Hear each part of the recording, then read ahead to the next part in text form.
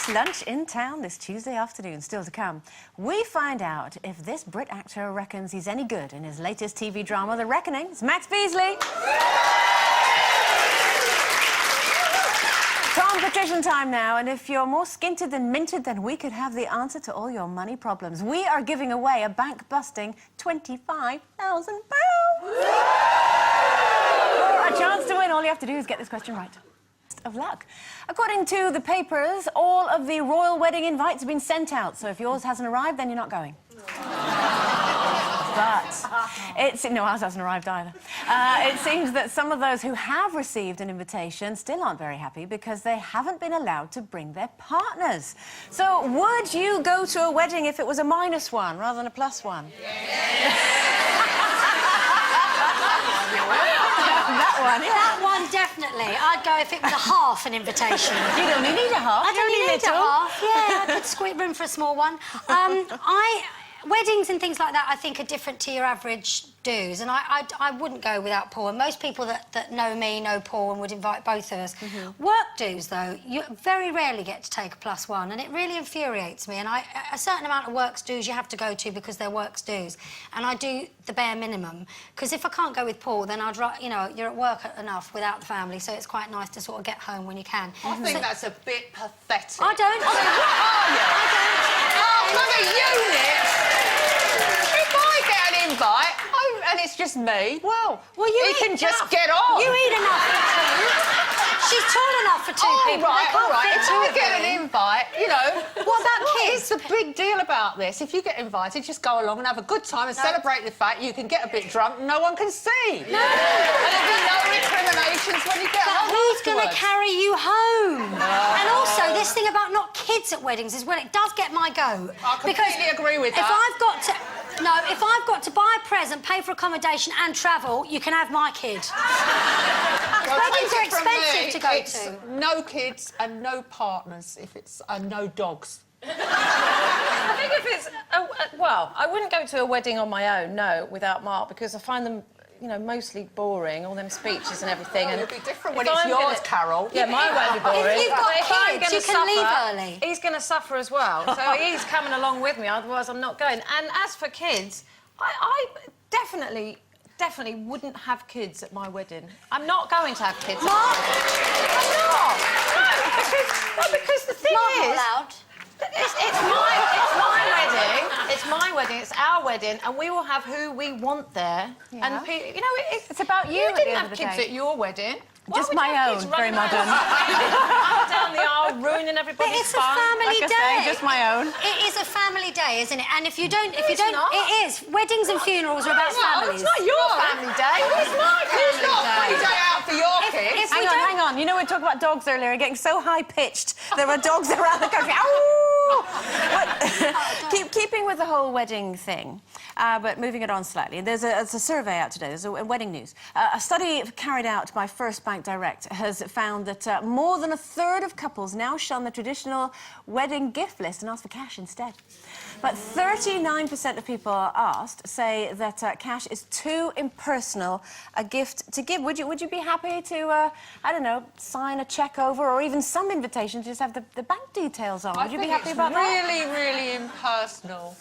And after all, if they're going to have a wedding, I mean, is it a business transaction or is it a celebration? I mean, I find that really funny. Having said that, recently I've been invited to a few weddings where they don't have the traditional wedding list. Nowadays, a lot of people ask you to give donations to charity. Well, that's fine, and I think that's all for a good cause, although I did get at the hump last year when a very well-known friend got married and I wrote a very big cheque to a charity and I didn't get a thank you note. It's a bit... Well, you did in the end. I did after I'd had a moan, yeah. And he said... what he said was, oh, Janet, we're going to send out the thank you notes with photos for the wedding reception. And after I'd waited 4 months, rung him up and had a moan that I hadn't had the thank you note, he sent a really horrible picture of me looking a bit pissed and fat at the reception and wrote thanks on the back. And we Do you mean apologise for the language there as well. Sorry. The other wedding thing that I found really entertaining was Elizabeth Hurley's, where she had a wedding list at Harrods and I bought her a sheep. don't get ask cheap why. at Harrods. You can get everything at Harrods. Well, Elizabeth Hurley was stocking up her organic farm. Was it a live one, or was it just I bought joint? a live sheep. I don't know if they call it Janet or who's got it in the divorce, but there is now a sheep. I think the whole wedding list thing is so old-fashioned, you know, because people used to, you know, in the olden days, they used to meet, used to get engaged, and they used to get a house, and it was empty, there was nothing in it. So there was a good reason to have a wedding list and people to buy them toasters and stuff like that. Now people have got everything, and I just think, you know, most of my friends who get married have got beautiful houses with beautiful things in, and I think to myself, I'm not going to refurbish your house for you. If you want me to come to your wedding and you be honest about it, I'm not going to give you money. Just sell tickets, because it's much easier. It's much more honest. Because what they're saying is, Can I buy a ticket for our kids? what they're saying is, you can come and drink all my booze and we'll entertain you. You can come and celebrate with me, but I want you to buy me something in return, because I'm paying for everything. But if you just sell a ticket, people don't have to come and they don't feel bad about not buying you a present. Do you know what?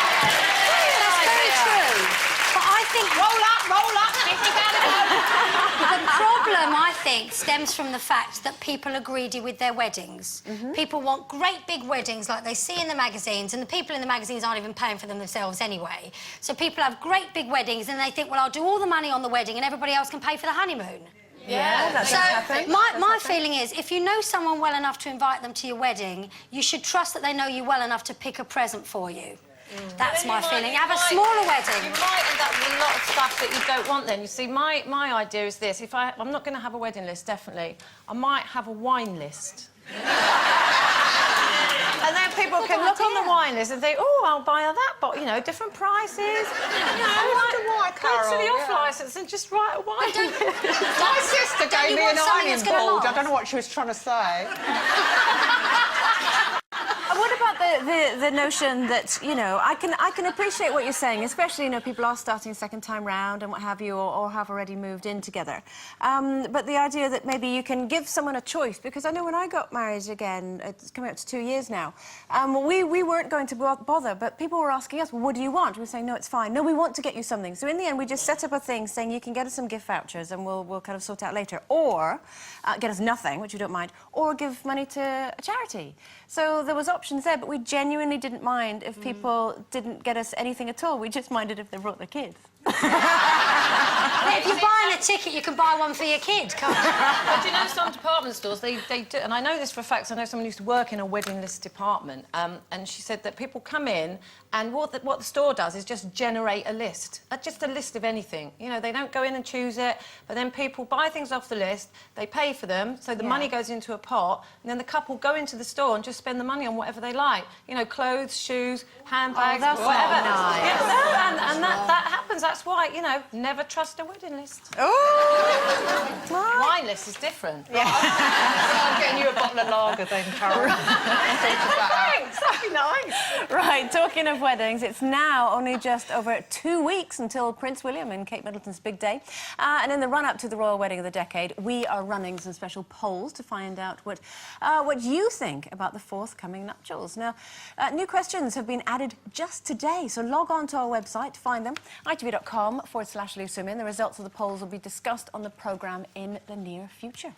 Time for a quick break before we catch up with actor Max Beasley about his latest deep, dark drama. It's called The Reckoning. First, though, have a look at which lovely ladies will be waxing lyrical with us tomorrow.